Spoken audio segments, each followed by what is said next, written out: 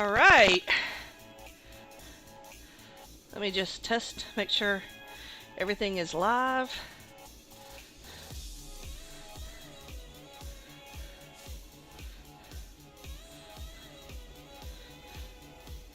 Yeah.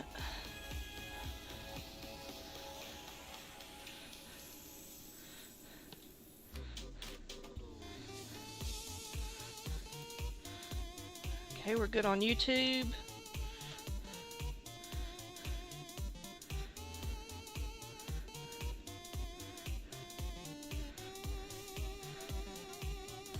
Checking Twitch. We're good on Rumble. Come on, Twitch.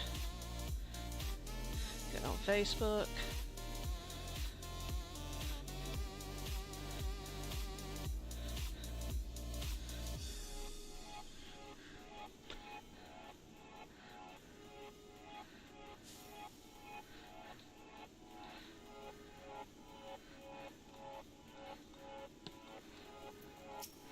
Alright, so we're going to start off with the new reputations for the Loperates.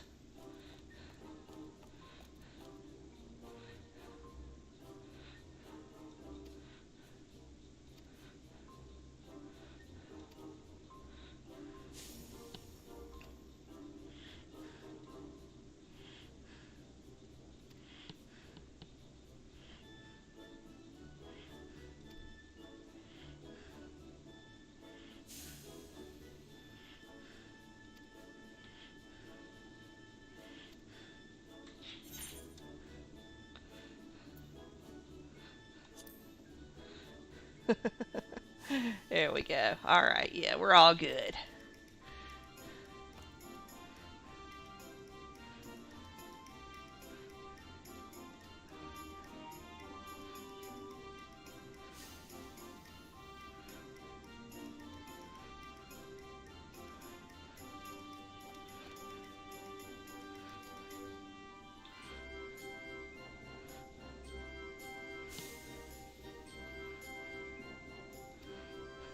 I gotta protect him from the knees, y'all.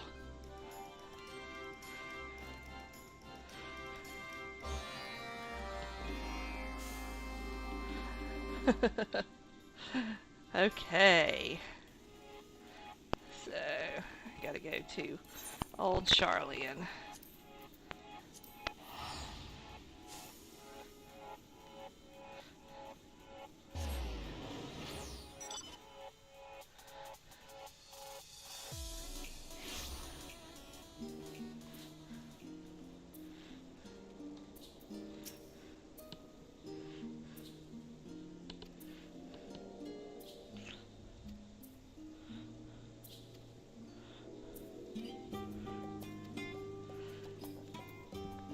Alright, so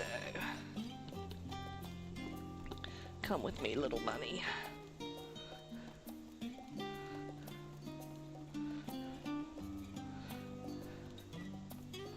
See what you got to say.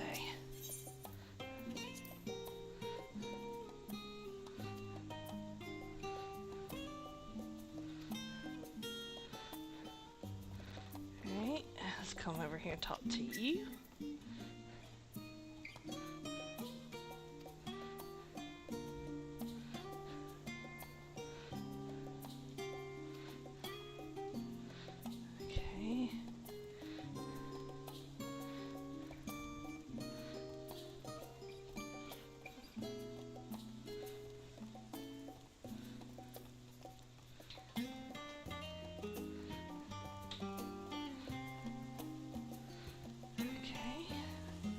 Let's talk to this person.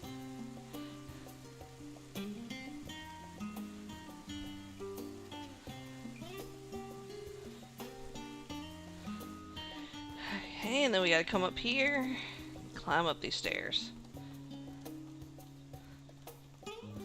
All the stairs.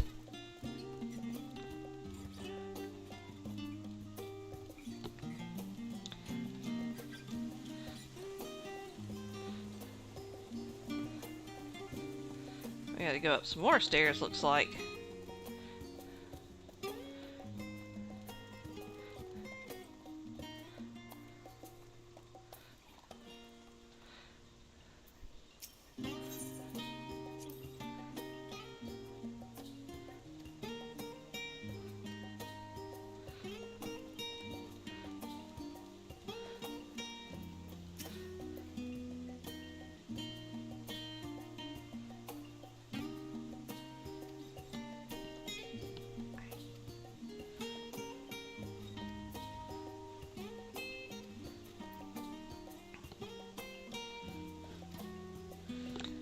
Alright, so now we're gonna go over to the studium. And since this is a escort quest, I can't use the Ethernet to zip around town. So we have to walk. That's fine.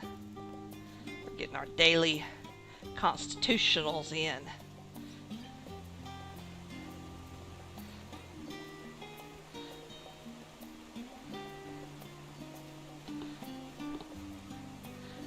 Okay, so let's see.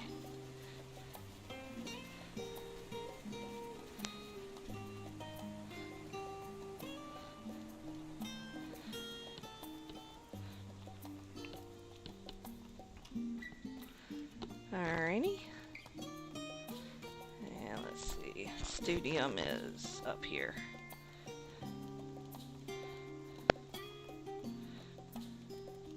That's this big old building.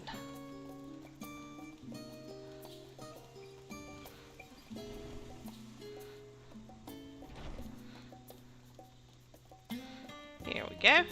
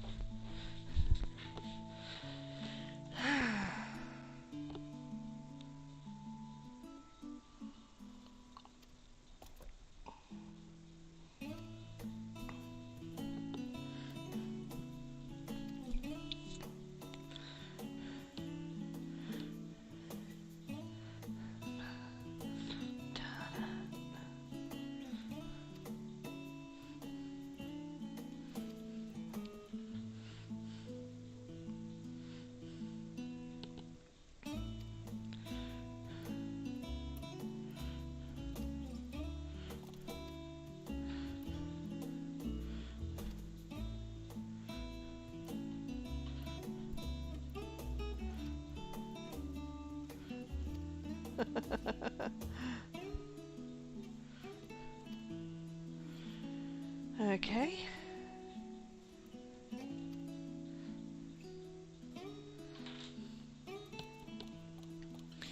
So, looks like we're gonna be opening up a restaurant. I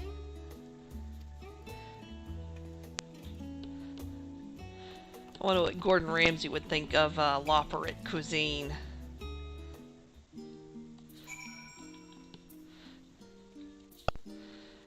Okay, so now that I'm no longer the compatriot has zipped on off, I can, let's see, use the Ethernet. Alright.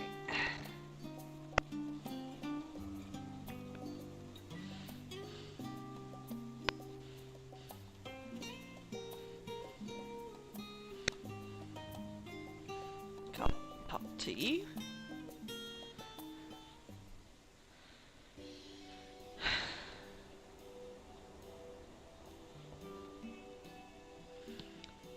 Temporary server.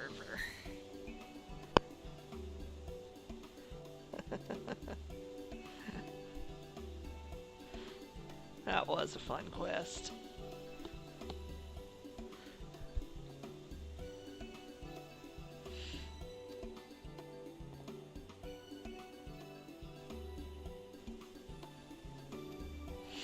He's gonna make a list, y'all.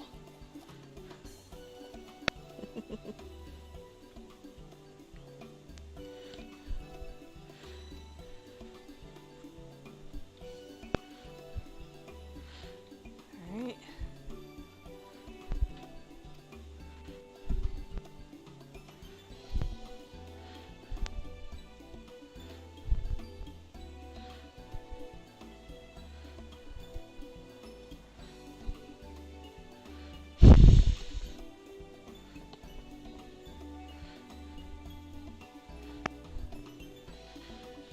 Alright, so yeah, let's see.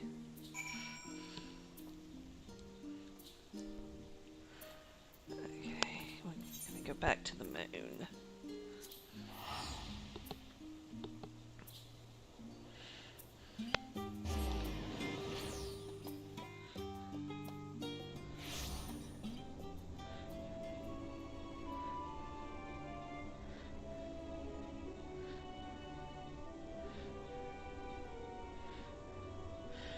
Okay, so I got somebody talking to me on YouTube. That's kind of cool. I finally have my first chat. Um, oh, hey Ryan. Yeah, I use Streamlabs. That's what I use. Now for Rumble, you do have to pay. You have to be at like the at least the $10 a month level in order to stream anything there. And Rumble is a bit tricky because you have to reset the configuration on it every time. I mean, I'm sure maybe at the higher end packages they set you up a permanent thing, but if you're at like me and broke, then you have to go into Rumble and you have to set up the live stream and start it, and then it'll give you the configuration to put into the Streamlabs little thing where you can tell it, okay, I'm going to this link and then here's the passcode and all. But yeah, I use Streamlabs. It works really, really well. The only problem is that you kind of have to still go and check everything in the browser, and it's actually better to have it that way so that you can see the chats, because they don't. They're for me. They're not populating into the chat box over on Streamlabs. So yeah, if I miss a few, yeah, that's why. Yeah, Rumble is a work in progress, but I really like it because I like free speech.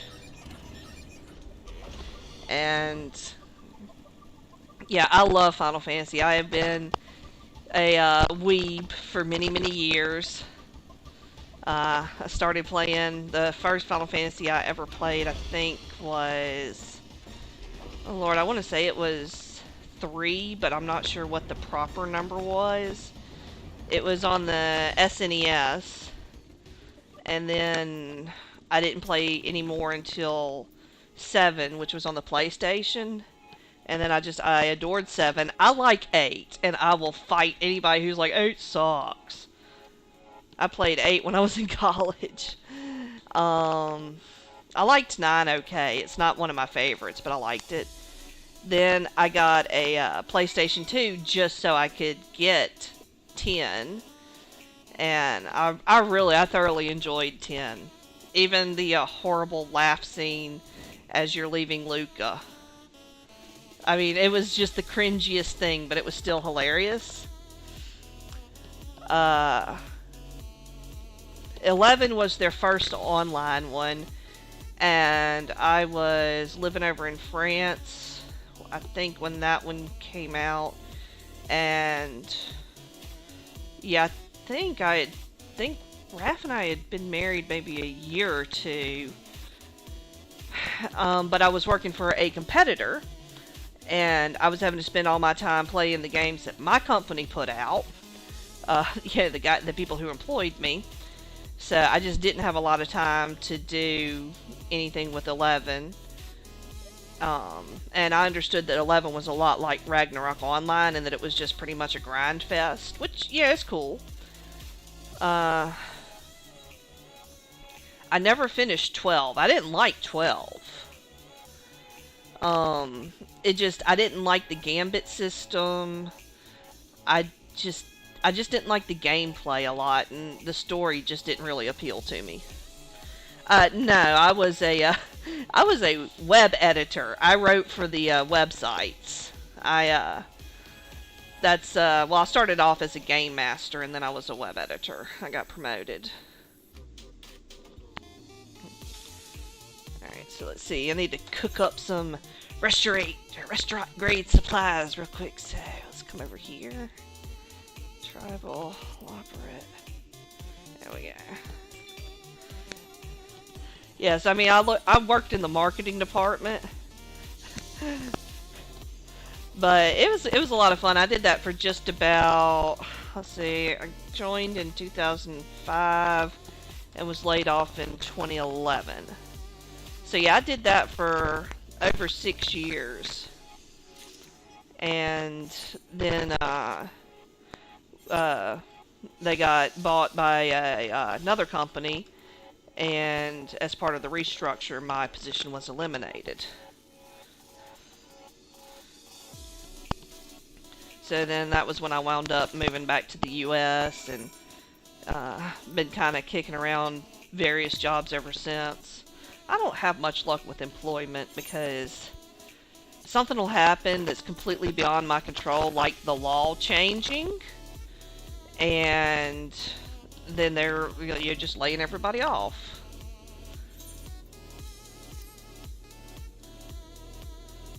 That's part of why I've started streaming a little bit, is because then, maybe I can build this into something that, you know, people would, chuck me $1 here and there. But I realize I gotta do the work first. Oh, cool. So we got like a restaurant thing. All right.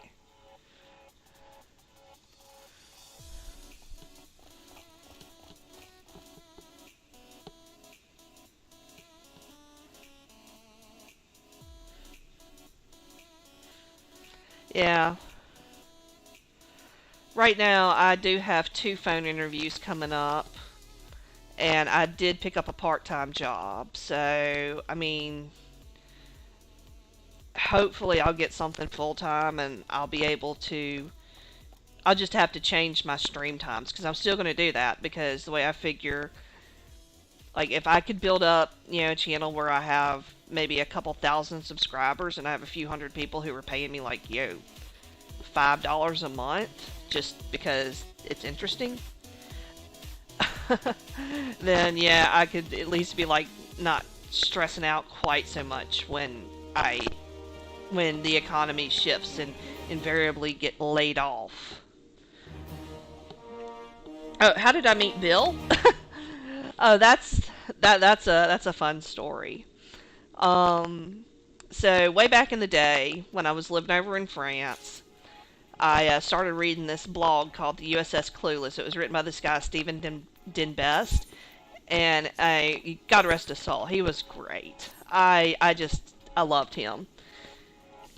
And a couple of times he linked to this guy writing over on this site called Eject, Eject, Eject.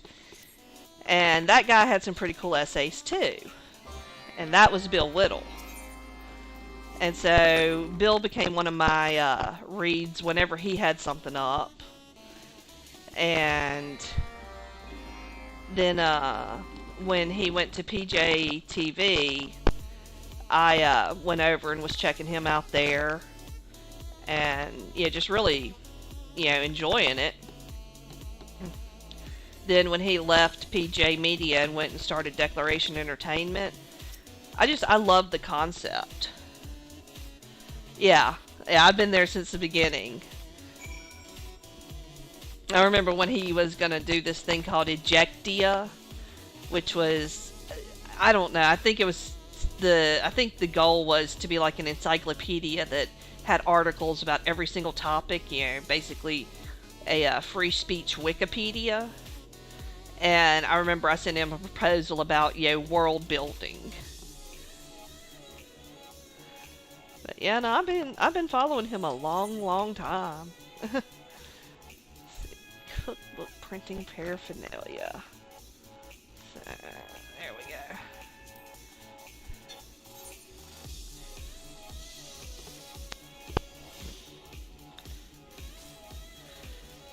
Let's see if anybody else is talking in the other channels. Nope. But yeah, I mean, I've been a big fan of Bill's.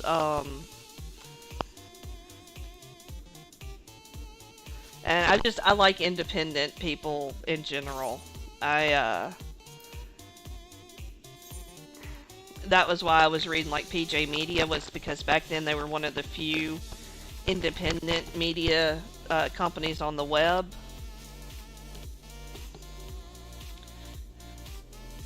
Yeah, his firewalls were cool, and his afterburners were good too.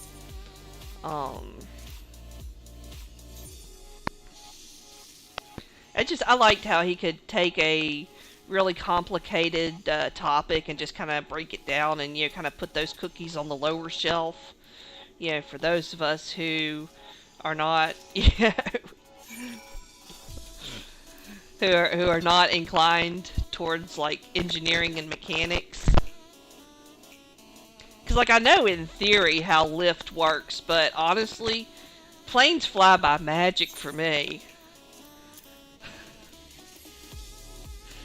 I know what lift is. I know that it's got something to do with the speed of air over the wing and all, but I'm just like, you know what, dude, it's magic. It's physics magic. It's the best kind of magic. Because it's magic that works.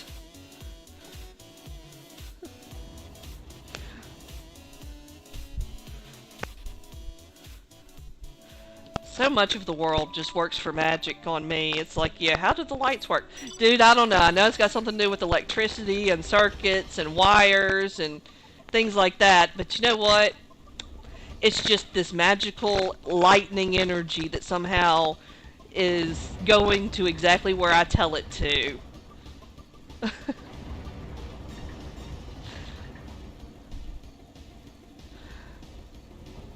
Like, I love science, I'm fascinated by it, but I'm not a scientist. My brain just does not work that way.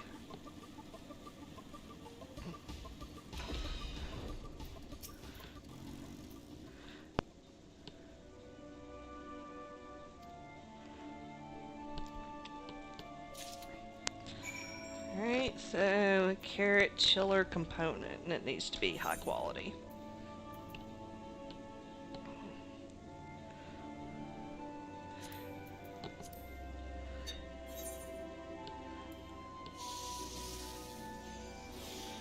Yeah, I'm much better with like gaming and storytelling and yeah, things like that. Yeah, if you're like, so what do you think about SpaceX? I'm like, I think SpaceX is awesome. I think Elon is great. But if you're like, yes, but what do you think about their, something and the way they, I'm just like, dude, I don't know. It's all magic to me. I think it's great, but yeah, I don't understand how any of it works.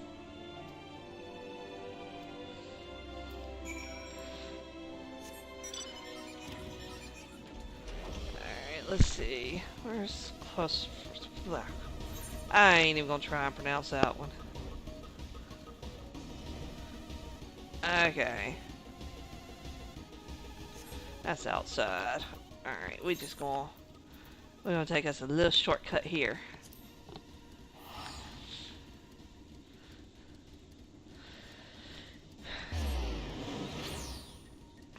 Yeah. By the way, we're on the moon here in Final Fantasy XIV. You get to go to the moon. I love it. I am riding a flying motorcycle on the moon. None of this makes sense. Oh, but I love it. There's the planet right there. That's Aetheris.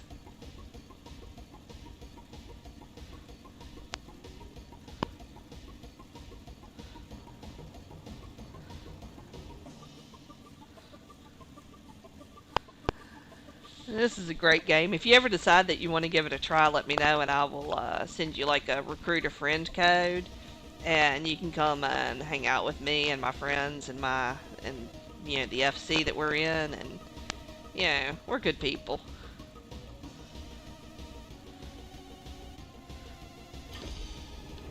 Alright, buddy, what do you want?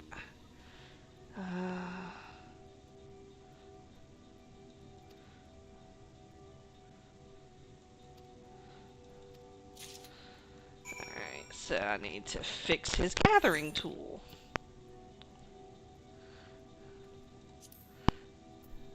Okay, it just need to be normal quality. Yeah, you can actually play Triple Triad in this. It's not exactly the same as the version in 8, which was awesome. Oh my god, that's easily my favorite minigame. I know some people are like Blitzball. I'm like, man, screw Blitzball. Because you start off with like the worst team in history, and then you have to go around and recruit, and you have to do all this stuff, and I'm just like, nah, you know what? I'm not doing any of that. So I never got Waka's ultimate anything. Because I was just like, you know what? Just not worth it.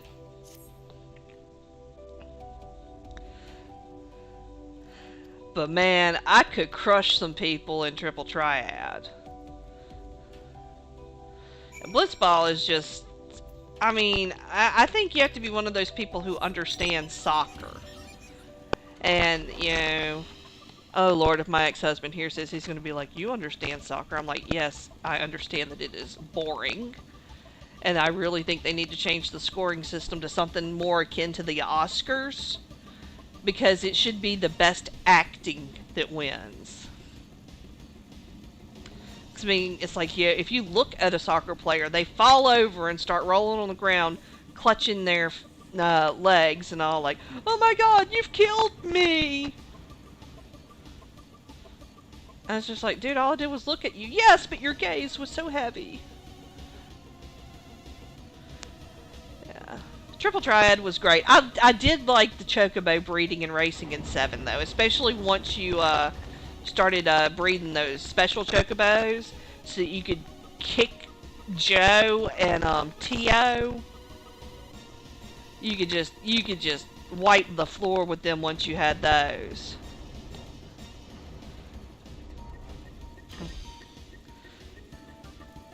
I would get the gold Chocobo and I would max out its stats, and I mean, I'm just flat out sprinting the entire course. Not even, you know, fatigue's not even a thing.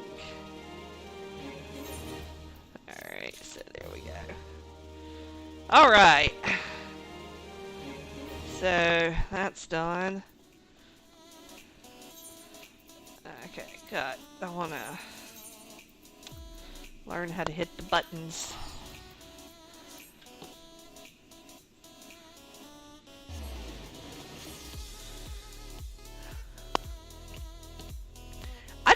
I just think soccer is really boring because it's not about being a really good player. It's about faking out the referees.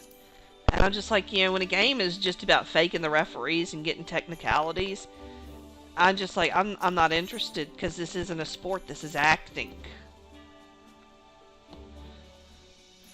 Granted, I grew up in the South where football is like a religion. And I have seen... Okay, so I'm going to have to do strength and tactic. Okay. And so I have seen, like, players who, you know, would, like, legit, you know, break bones and all. And they're like, man, I can just rub some dirt in it and keep going. I can do another play. It's like, dude, your shin bone is, like, sticking out, and that's not good. Whereas, you know, soccer players were like, oh my god, you looked at me wrong. My whole body is now failing. It's just like, okay, yeah, you're not really playing a sport, my dude. Go to my house so I can get my retainers. That's another great thing about this game, is there's player housing, and I have, like, a really cool house with a really cool yard. This is my wall of privacy. You know, look. This is my house. This is my gazebo. These are my gardens with my scarecrows, and that's the tree with my little tree house in it. I haven't done anything with the inside, though. I keep saying, like, I am so going to actually come in here and do some decoration. That's my husband. I love him. He's great. In the game. I don't actually have a husband anymore.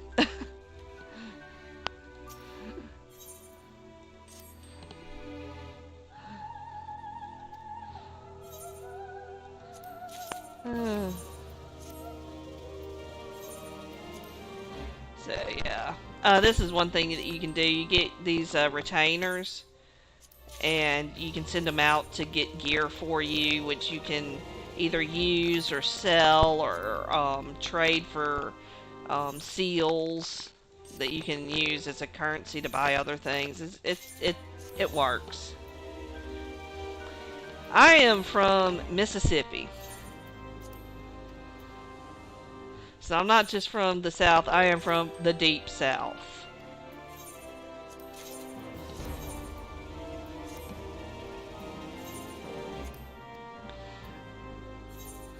But I've lived in a lot of different places. I've lived in France. I've lived in New Jersey. I've lived in Texas. Uh, I've lived a bunch of different places. I'm currently back in Mississippi though, and I'm pretty much here to stay. I bought me a trailer.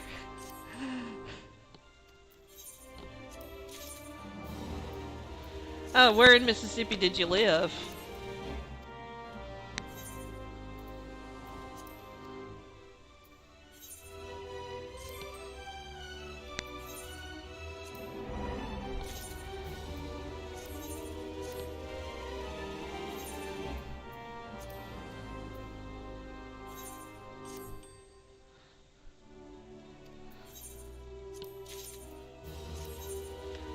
Horn Lake? Yeah, that's up in North Mississippi. I was born and raised in Vicksburg, and that's where I am now.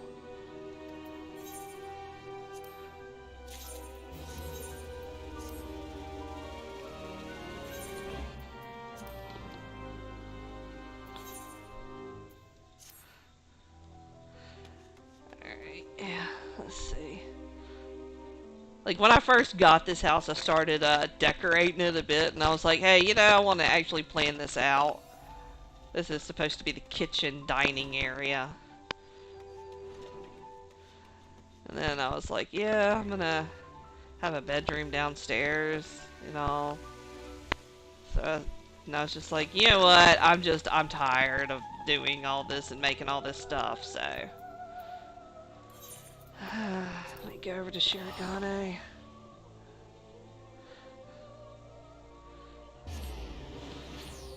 Alright.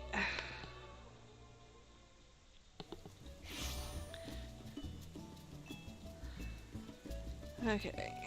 So there we go. I'm gonna come over here. This is my FC's house. That's a free company. It's like a guild. We have a big mansion here.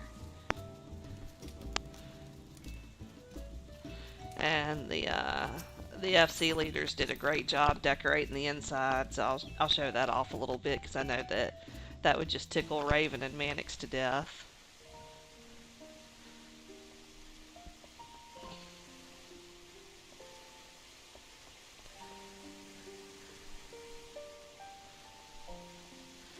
And it's like takes you back to where you can have your own private rooms, or yeah, if you're like me, you can go into the company workshop and do stuff.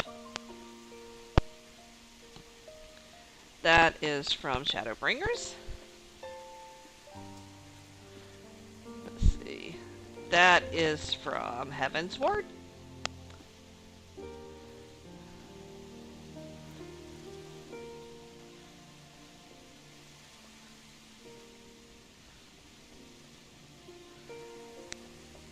Kind of neat little lofts and stuff.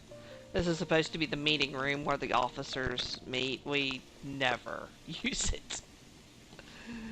This is Mannix and Raven's little office space back here.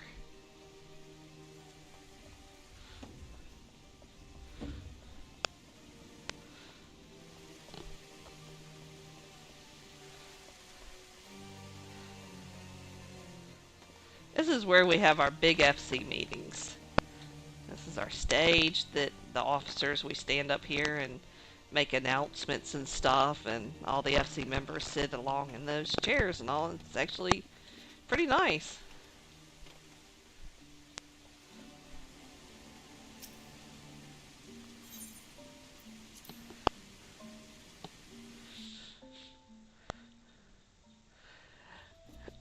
Well, since this is an MMO, it's not turn-based, it's live, but it's still pretty cool, and like, you can be every single class in the game.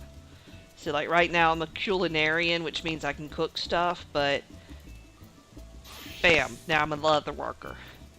Alright, now I'm a dark knight. Bust out my big sword.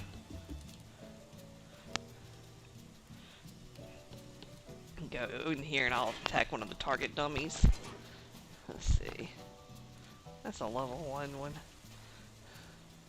There we go, there's level 90.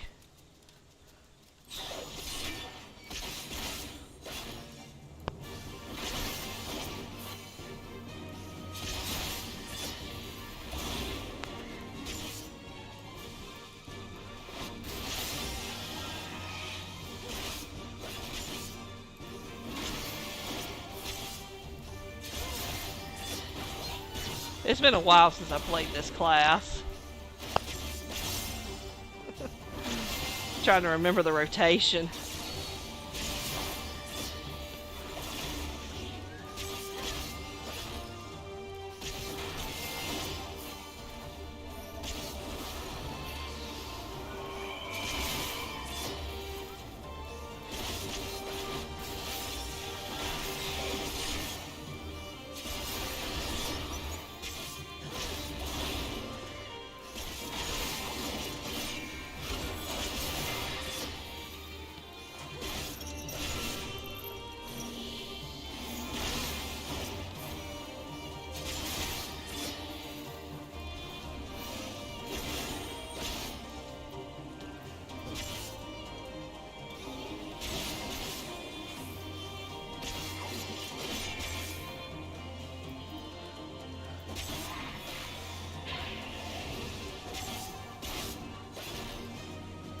All kind of cool stuff.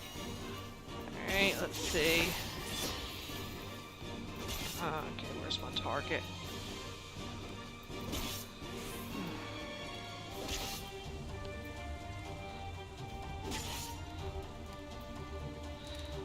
Oh, Lord. How do I do this? Oh, yeah, it's down here.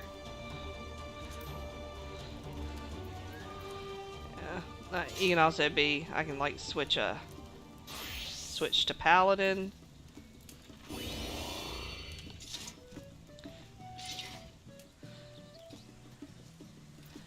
It can be an Astrologian.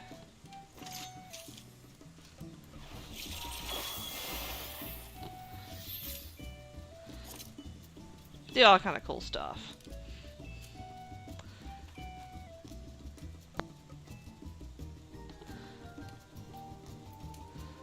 I mostly do Paladin right now because I like the way that they've changed it. So,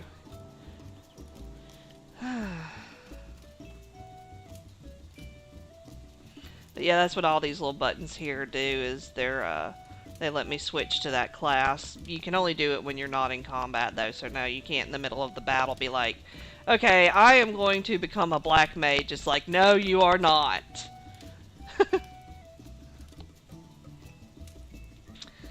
Okay, I am going to take a few minutes break to see if I can fix my fingernail that I chipped earlier today. And then I'm going to switch over to my leveling alt for a little bit until Bill calls.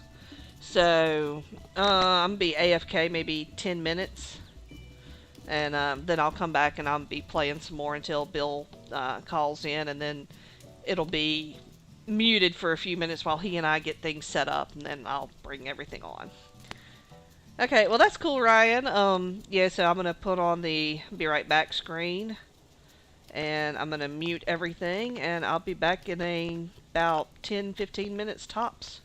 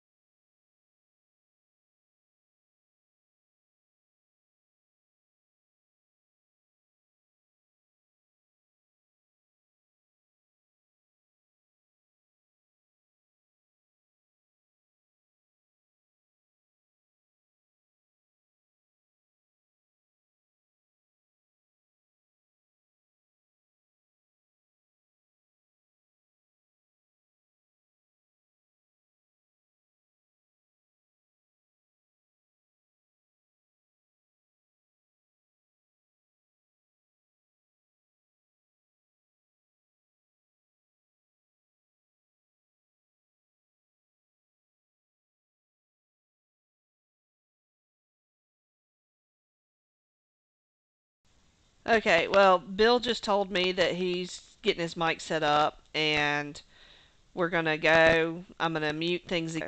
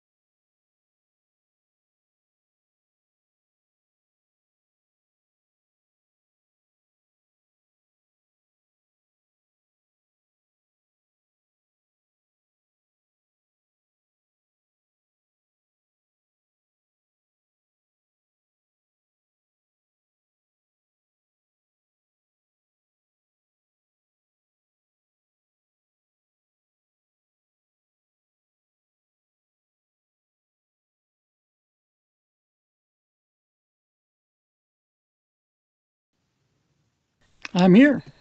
Yes, you are. That's very cool.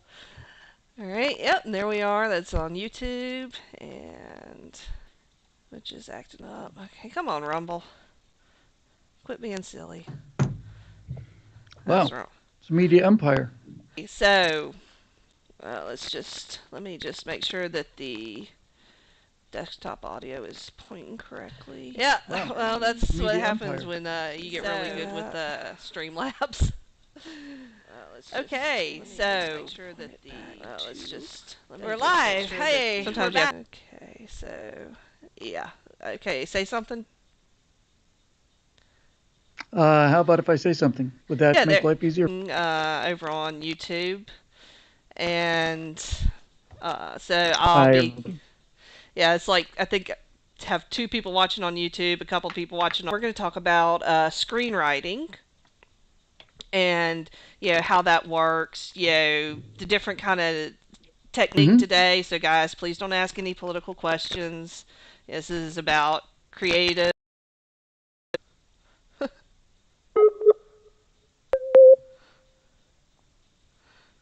So, how would you like to start? Well, I know that in narrative writing, for instance, which is what our expectations or viewer expectations. So, for instance, if I spend a good bit of time describing a given setting versus just me showing off how cool something looks, and the thing is, you can do that in a couple of pages in a book, but if you spend establish characters, and when you're writing a screenplay, how much blocking do you need to put into it? I mean, is that something that the I'm screenwriter sorry, does? how much what? Blocking, like stage directions. Yeah, yeah. Let me get to that in a second. Um, so the biggest difference between writing a either short story or a novel versus screen or television writing is an enormous difference. Ed, he Mm-hmm. decided to do this. You know, he was furious at this. You've got the whole internal narrative as a when you're writing a novel or a short story to see the story. You don't have that option in movies or TV. The only time you ever see that in movies and TV is if they get real, where you've got a character looking across a lake or something, and then it's so hackneyed now that it's almost a joke. You guys looking across the lake, and you hear his own voice going, "I wish I'd never left Susan," this kind of thing. Get inside of somebody's head and just simply tell the audience this is what they're thinking. We got to show that, and the way you show that is obviously with the expression on the face of the actor. But what you really want to do is you want to find either some kind. And just real quick to answer your blocking question, it used to be I used to be very guilty of this. The screenwriting style has changed quite a bit. When I first started doing it, it was like it was insane. I would set a thing and be like, interior restaurant day. I was just putting all this stuff in there, and it's just that may have come from a day when the studio system was a factory, but we just don't include it all at all. It's like interior restaurant day, the benches have got holes in it, and this restaurant has seen better days. That's about all I would write, just to set the scene. And then you just basically, unless there's something specifically needed to make it clear, to tell Dave then stands up and walks over to make a phone call, right? But by and large, we really do it everything through dialogue and action, person's thinking. Okay. So, for instance, when you're writing a screenplay, obviously you have in mind who the character, what you want them to look like. You want this guy to be tall and muscular, or you want this guy Yep. to be, short and kind of, scrawny. When you as a screenwriter are, do you ever deal with the actors? Do they ever come to you and say, okay, so can you tell me more about? That's a really interesting question. Um, the script, the actual, and condense his experiences and his emotions and his story, condense it down to little black marks on a white piece of paper. And that is an enormous funnel. It's the opposite. So the writer basically looks at the world, dehydrates it, gets it down into a little pill, hands the pill to the actor. Then the actor adds water. Um, the actor has caught the cues and is using the shorthand that you use in a movie screenplay, which is just basically, and that character looks like you wanted them to. So, and in terms of virtually all movie making, with the exception of writer directors, which is what I am, and at all, and most of the time, the writer is finished months, if not years, and sometimes decades before. There's a lot of interaction between the director and the actors, obviously. So the Okay. director's job is to take whatever attracted him to the story. He's got to. So you write a screenplay, and let's say a writer writes a screenplay, and it's a good one, and a director gets a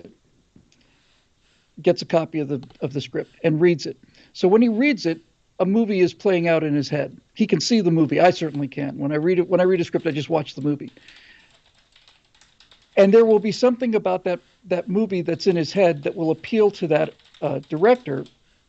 But some one person has to have two different takes on a movie at the same time. You can't cast one character if one writer thinks that you just can't do it that way. Somebody's got to make the decisions.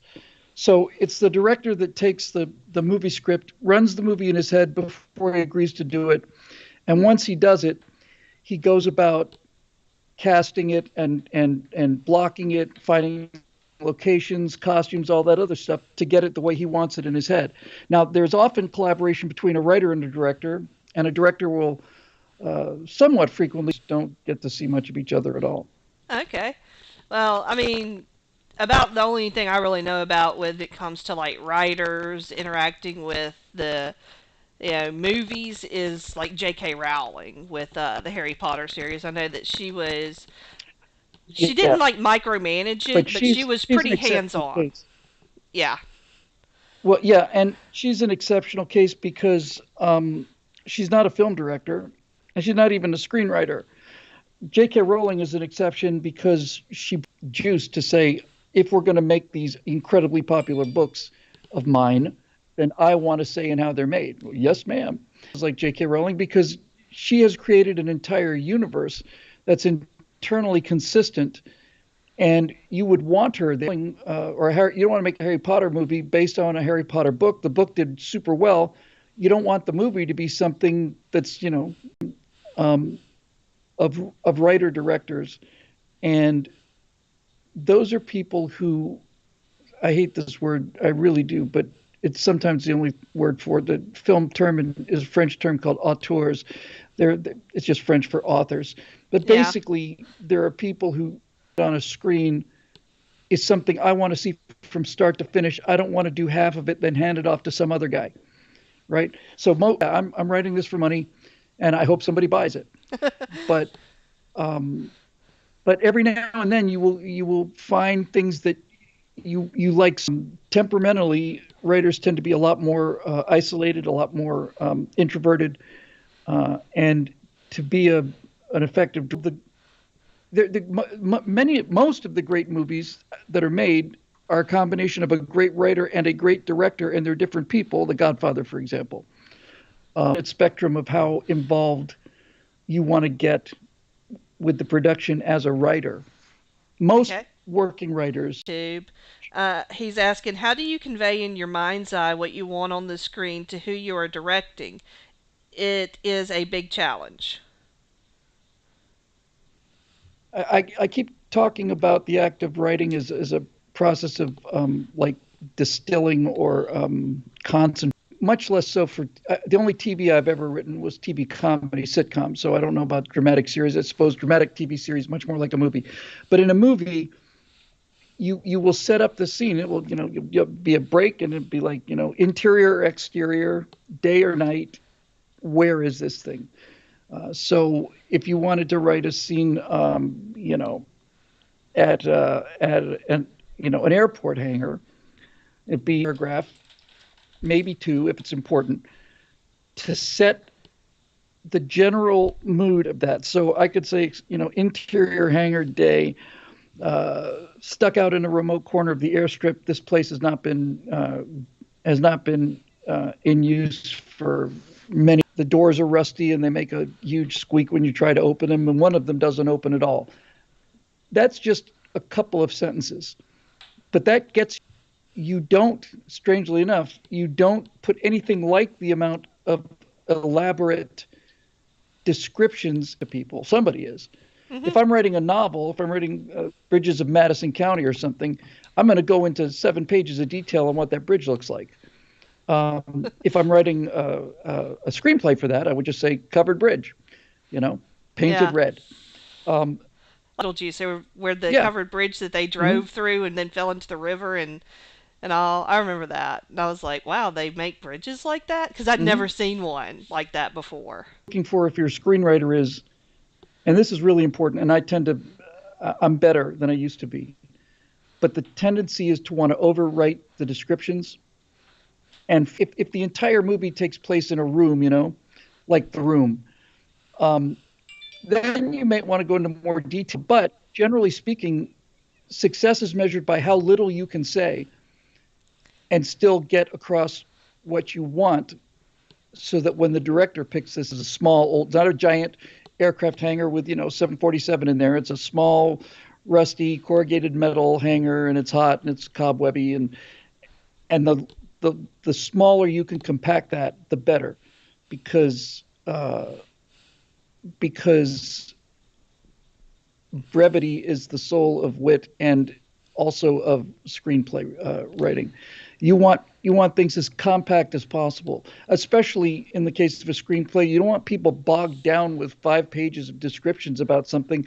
You don't need it. They just give them enough so that they see this mental picture, and then let the movie action do its bit. Now that's like location description. Obviously, if you've got an action movie, you obviously have to go in a lot more detail.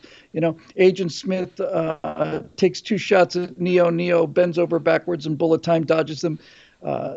Neo then smashes the back window of the car and crawls into the back seat. This kind of thing takes a little, obviously, more words because no one's talking.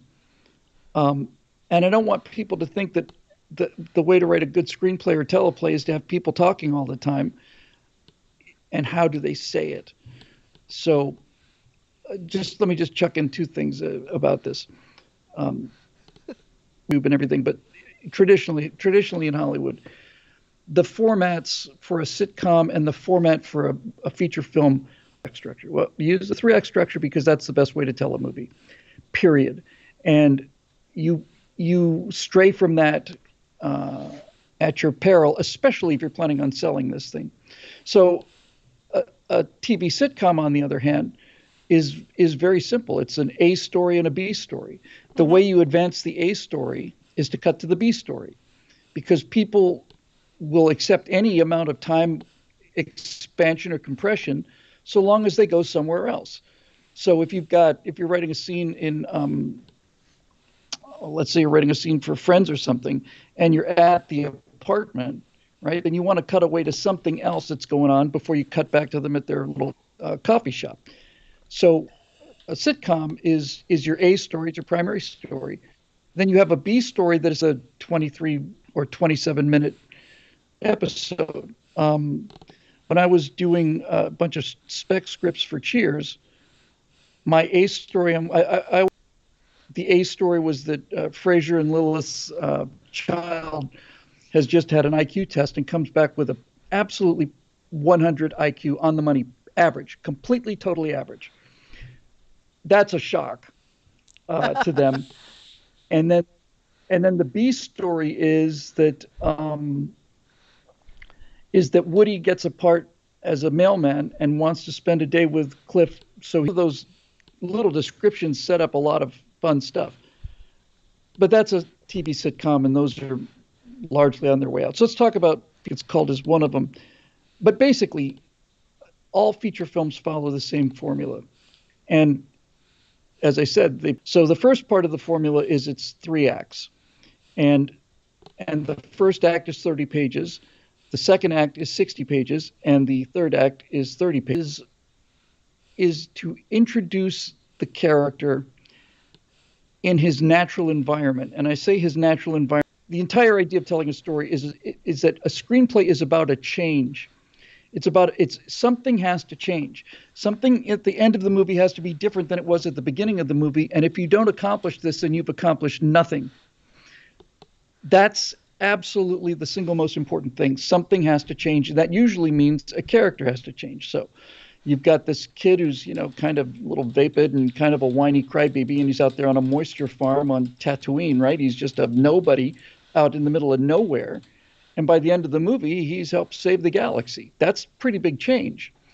But that's the story of Star Wars, the original Star Wars, which I'm not going to. And so you have the first act is necessary to establish the character or characters pre-change, whatever it is they're doing. mistaken identity victim of a hitman, if I want to pick the most, you know, cliched thing I can think of. You got to show the guy being a dentist before you can show him learning how to shoot and, you know, and do all the rest of that stuff. He can't come into the world. He, a character cannot enter the world, your world. In a great film like Witness, for example, the first act of Witness is not on the Amish farm, for the contrast of the slowness and the so that when he goes to the farm, it's like, oh my God, this is really different. If you'd have no way of knowing the effect that this quiet seclusion has on Harrison Ford's character, if you Yeah, so Act kind of One is like to set up the kind of like so Act One is to set up the character. sorry. Good. Yeah, it's kind of to go out to California, and then he wrecks his car in this like little podunk town, and he's trapped there, and finishes his sentence that he has to serve for ruining somebody's yard or Yeah. something. And he goes to the city, and he's like, Starts out with three of the four guys who are essentially frat boy dropouts and losers. Their college lives and what the hell are we going to do now? You know, we're getting older, and it sets them up as frat boys because that's what they are. And unto itself, maybe 4 or 5 pages. The hook in Ghostbusters is the ghost in the library. mm-hmm. That has nothing to do with Bill Murray. Bill Murray and Aykroyd are not in that at all. They make no appearance in it. That scene in the library is there to show the audience that we are going to treat this movie. In this movie, we are going to ghosts are real in Ghostbusters. Yeah. Right? It's not. We're not going to have any confusion about it. It's not going to be like, gee, are ghosts real or not? We're not going to have the ghosts. We're not going to have the audience waste time with wondering if this movie is trying to prove whether ghosts are real or not. We're going to come right out of the gate. The first thing out of the gate is, yes, ghosts are real. All the index cards come flying out of the drawers. And so, yes, they're real. That is, let's see what these guys are like before they become Ghostbusters. They're just a bunch of losers and oddballs. It ends with something called a turn point. Usually, if you've got at page 30, you should be at the end of your first act, and you put your turning point around page 26, 27, something like that. A turning point is a reversal. So at the end of Act 1, there's got to be something major that reverses the story. And same thing at the end of Act 2. Now in Star Wars, that reversal and the end of Act 1 is when Luke finds his entire family killed. Yeah. That's like, oh, well, that's different. So that action launches him into the second act. The second act, which is twice the length of the first and third acts, is where the changed character doing things differently. So Luke Skywalker starts out as like kind of a whiny, and by the time you get to the third act, he's a fighter pilot. And that's basically the 3-act structure.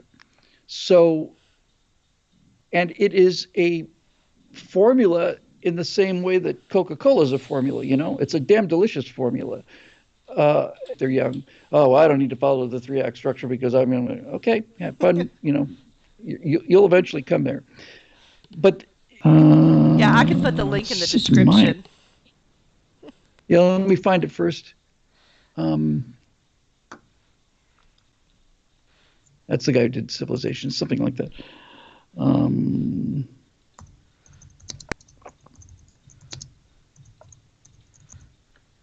I think this is it. Think about it.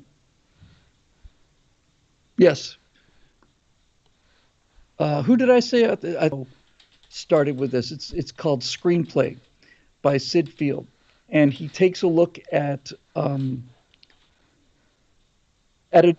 uses those movies to show you how the structure works. So if you want to get started, or even if you have an interest in it, I cannot over recommend a book called Screenplay by Sid Field, SYD Field. It's a terrific. Comes after this. It was called How to Make a Good Script Great. which is about rewriting. And strangely enough, rewriting. Anything can tell you. Yeah, the first draft is pretty much just like word vomit. You're just getting the story out. Script great by Linda Seeger, and that that book really, I mean, the screenplay shows you where all of your errors are, and these would be errors that first timers make or errors that people who've written. I've written 9 of them. Realized, wow, this really is it. So one of the things that I said, that the script has to be about change, right? The change in the character, change in the situation, whatever.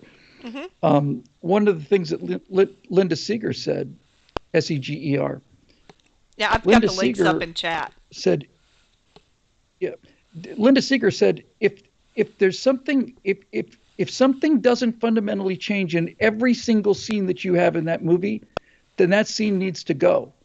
I thought, wow, yes, everything has, something has to change every single scene, or else it's a waste of time. And the more I thought about it, the more true it became. So, traditional story, you'd have a protagonist who you meet in the first act. Hmm.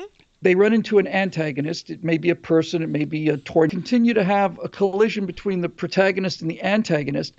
And one of the things that Linda Seeger pointed out, which is so obvious that I never really quite got it, it was so blatant that it just never occurred to me, is that every time that the antagonist and the protagonist clash, the stakes have to get higher every time. Hmm. That's really important. Yeah, it's like You that can't novel have writing too. yep, sets up the character before they become the person they are at the end of the movie. The second act is about how they become the person they're going to become. And the third act is them as the new person and their final battle with the protagonist, with the antagonist. Sometimes they win, sometimes they lose. Depends on whether you want an up ending or a down ending, but that's basically it. And so in the second act, when you see the protagonist being formed by the actions of the antagonist, what the antagonist is doing is is taking our lead character and forming him into something. You know, somebody's trying to kill you, uh, in Terminator. Oh, come on, uh, uh, Sarah Connor, right? Yeah. She's a waitress. The tutor, she becomes a soldier. She Yeah. becomes a warrior. Yeah, like Buffy the She Vampire doesn't want to Slayer. be. She has to change Sarah Connor from just being a real soft, kind of, little bumbling kind of a waitress into being this, ripped killing machine that she is at the end of Terminator 2, and I don't count anything past Terminator 2.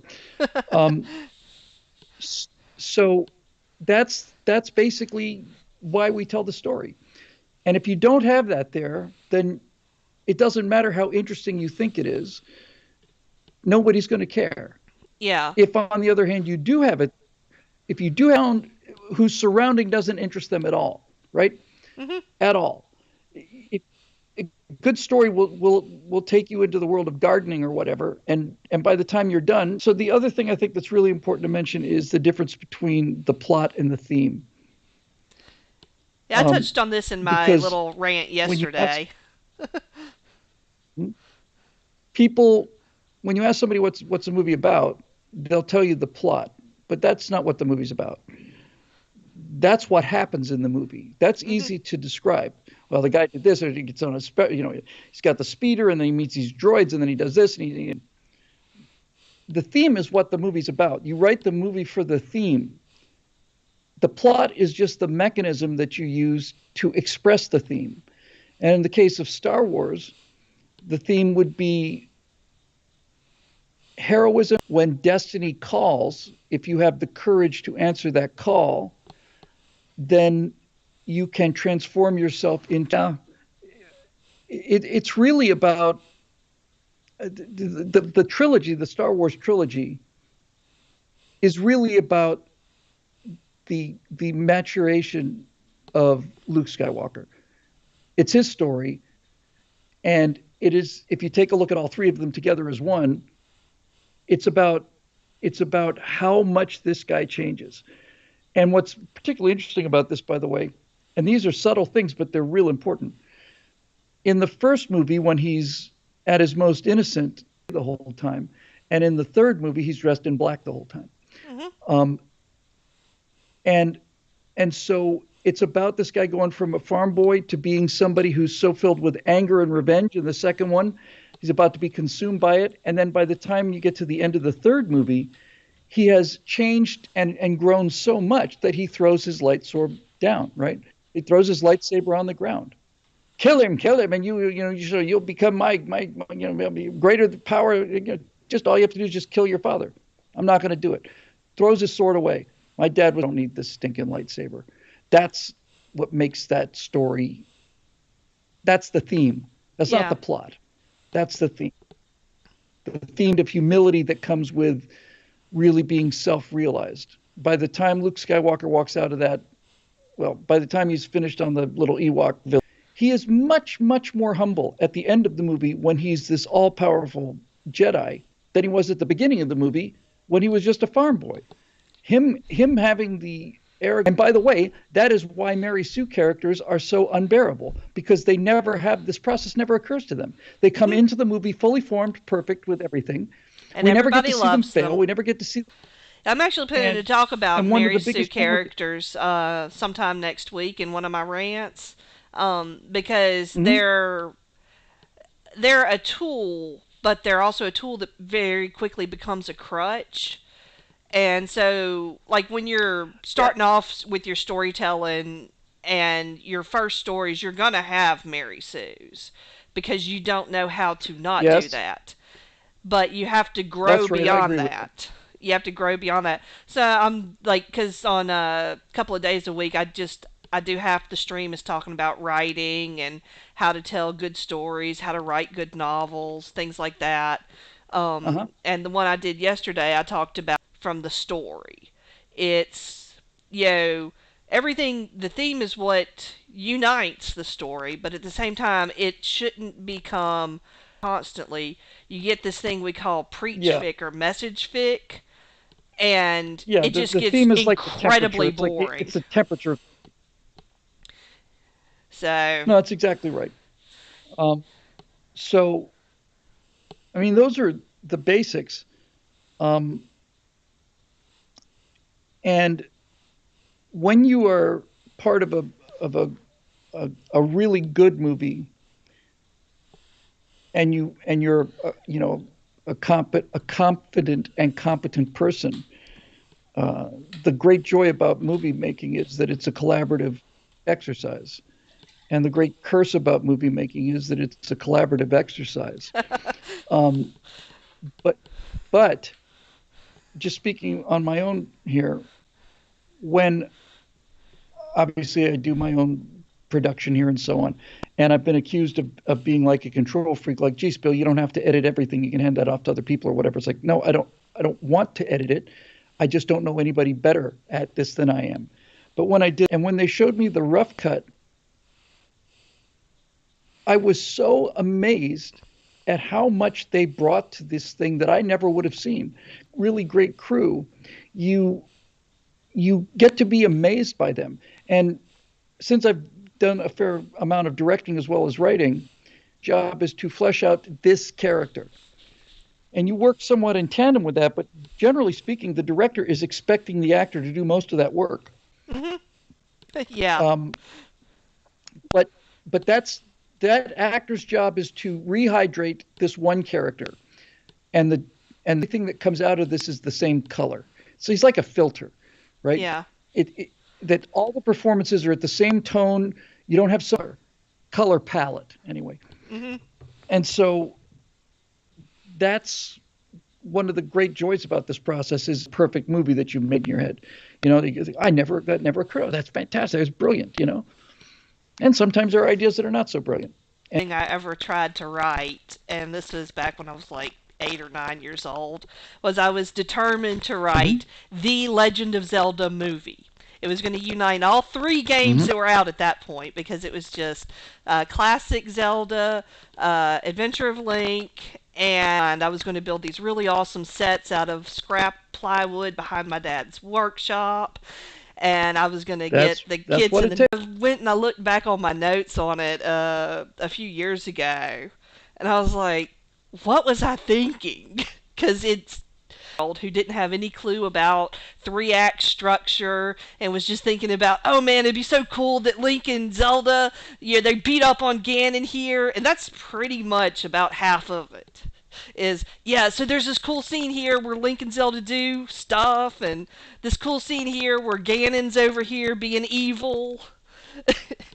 And I go back, and the thing And you is, won't and you won't so you many, won't so learn how to do it right until you do it wrong. yeah, you do it wrong a million times. My first like 7 novels are just complete garbage.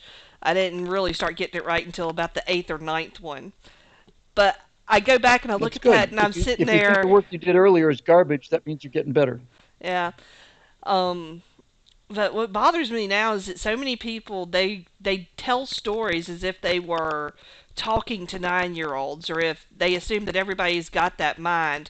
And stories like that definitely have a place. I mean, I don't tell super complicated tales for bedtime to kids, because that's not the point.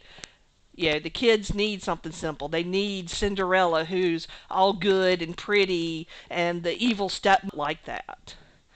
And so that's where Yeah, that's right. So you have to grow both as a you have reader to and as a increase the storyteller. yeah, you have to increase the granularity for adults, otherwise they get bored with childish stuff. Yeah, that's why message fic tends to do so bad, because it's boring.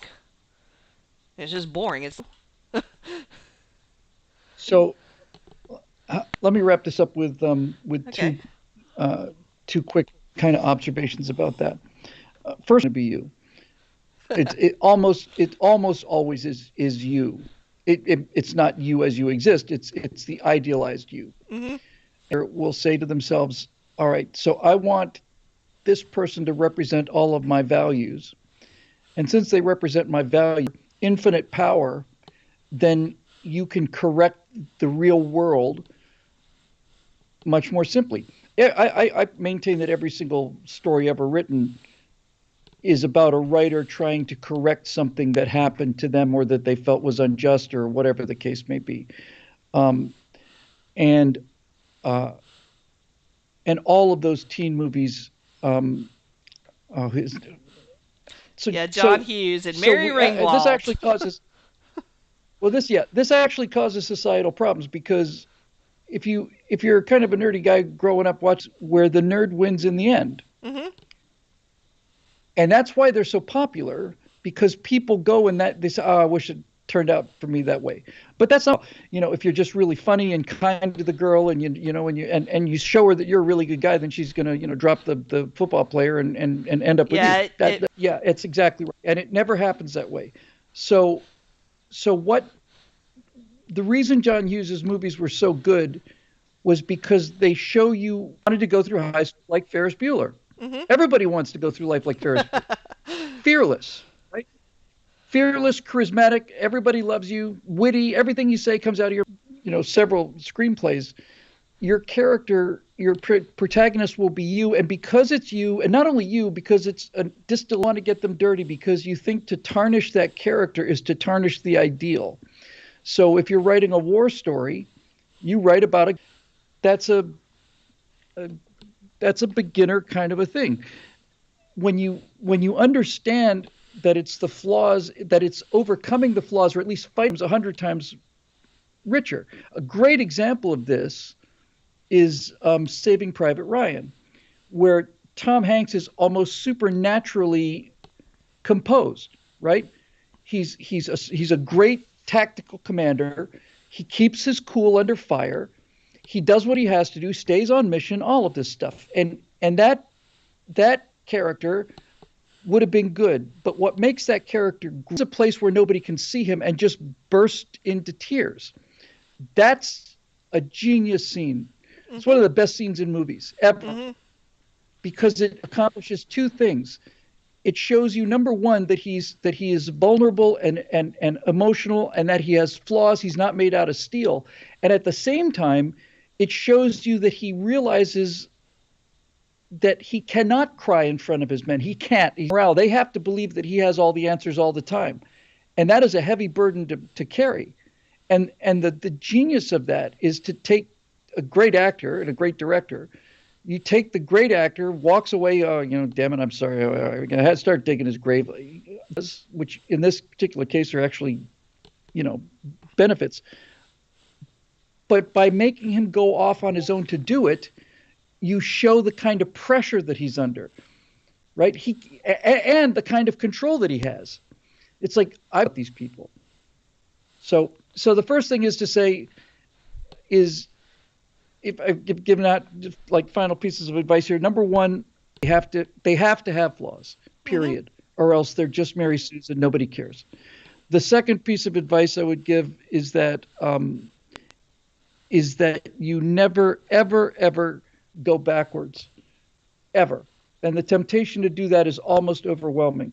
You'll write act one of a movie screenplay, and then you'll be in act two, and then you'll realize, you know what would have been better if I'd gone back and done this. And you go back and you start rewriting. The first draft of the movie is there to clear the brush. That's it.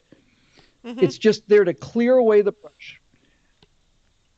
Once you've got the ground kind of staked out and you've got all the, the garbage out of the way, now you can really start laying the foundation. But you can't get that on the first draft, which is why so many movies that are shot from first drafts are awful, like the prequel trilogies. Lucas has proudly finished the script, which means you finally finish the first draft of the script.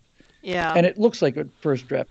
It's like a first draft, and it's boring, and it gives you lots and lots of concrete examples of what you have done in a first draft and the mistakes you may have made, like they're going to go. Well, then either write a better scene or cut it, because if it's not moving the story, it's wasting time. So, there's that aspect of it, and just finish the thing. That's really, the main thing that I can think of. Okay. Just finish it. And the final thing of the three is, one of the reasons, especially science fiction, that they don't understand what they're writing about, they don't have the science background, they also don't have a love for it, right? They're just writing. They're writing. It's supposed to be a spaghetti western in space. That's right. That's exactly right. The old saw is write what you know. Is you got to write about what you love. You got to write about what you love, because this is going to be a long and grinding process, and very, very, very, very few people who forget about selling their screenplay. Very few people that start a screenplay even finish the first draft of the screenplay. Yeah. So it's got to be something that you guilty. And don't go backwards. Plenty of time for rewrites when you get to the second draft. First draft, don't look behind you. Just go, finish it.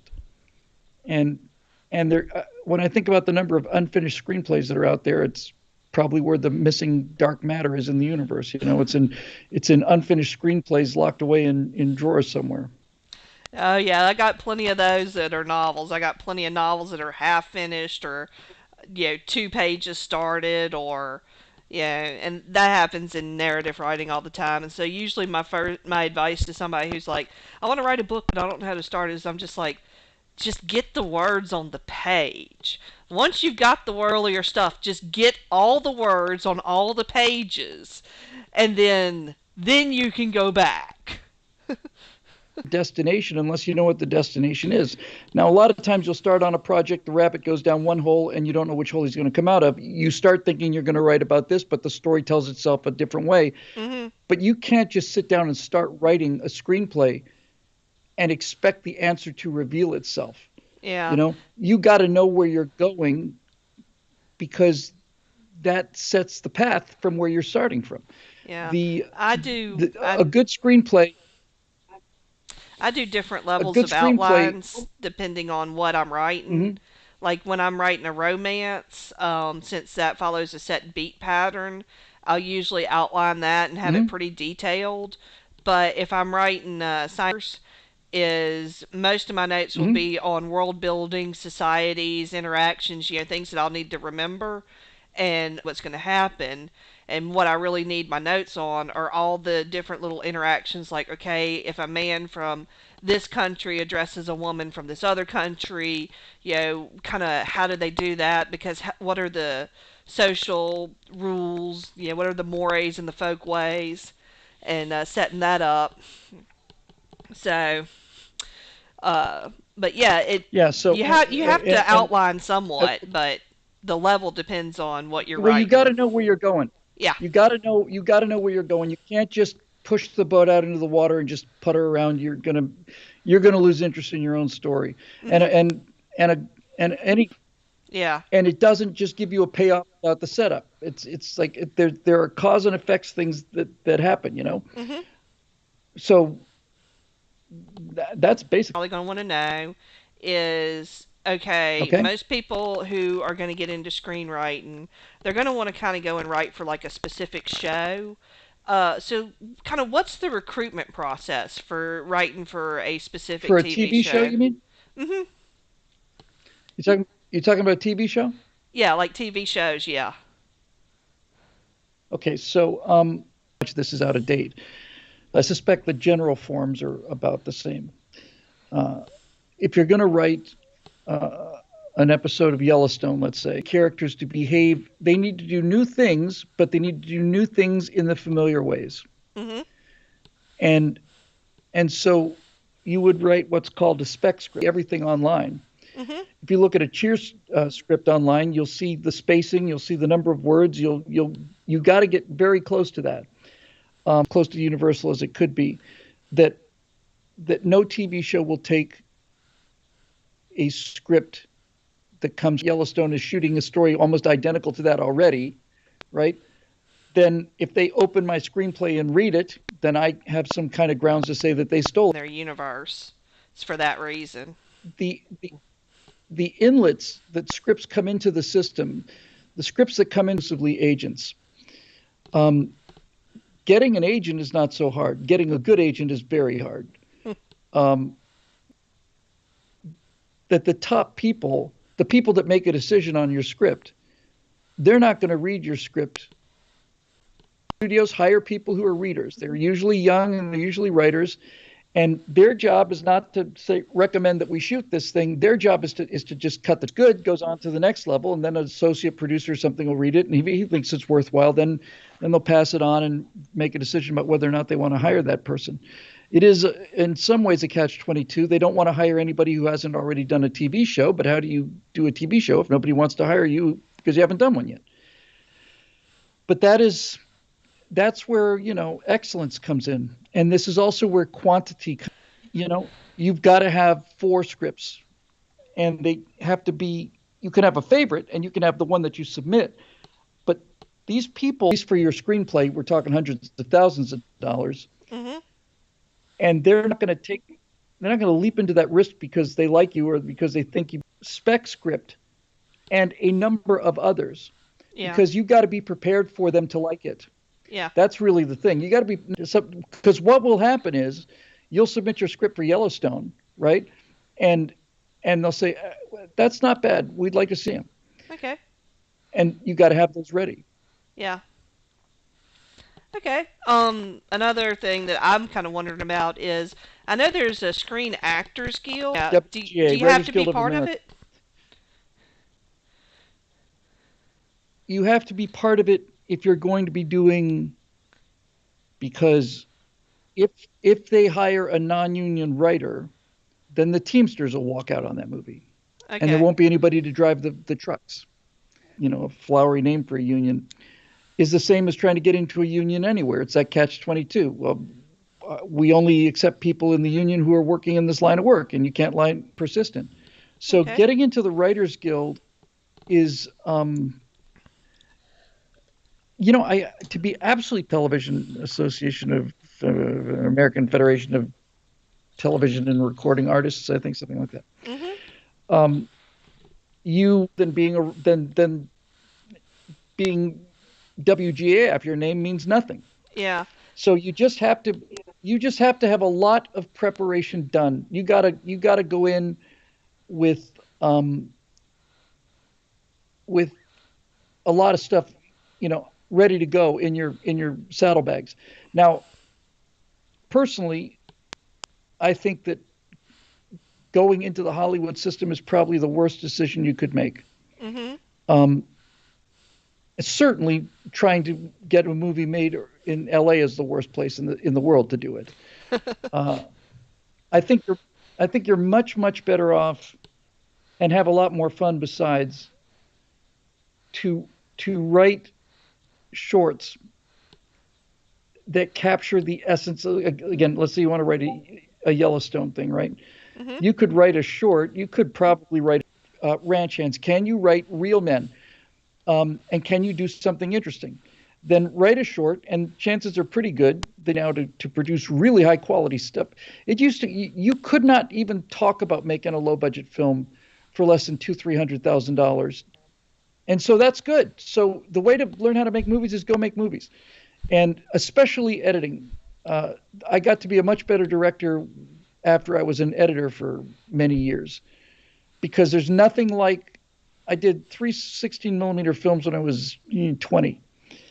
And opportunity, and then you return the equipment and you've got your film in the can, and then you get to the editing room and you realize I cannot make the scene work without a reversal of this, or I need a shot of that'll get your full attention, because you can't just go back out and get it. It's like, oh God, I will never ever forget to get coverage again. Yeah. Coverage is things like, just like a slow pan across a person's writing desk or something. It gives you a chance to. All right. Well, I don't want to take up too much of your time. I know you're pretty busy. So thank you for coming on Thank my you. tiny little show, and I hope that you'll Well, you're come. very welcome. So much. Yeah, and I hope that you've had a You good do so time, much for and us. maybe you'll come back again and we can talk more about I'd different be kinds of delighted. writing, like screenplays, how you do TV Yeah. episodes, how you plan a season, We can and just take also nothing but things questions. like, Whatever yeah. you like. And so, guys, I might come back on later and just stream the game a little bit, but thank you all for coming, and yeah, we'll definitely be seeing you over on Bill's streams. All right.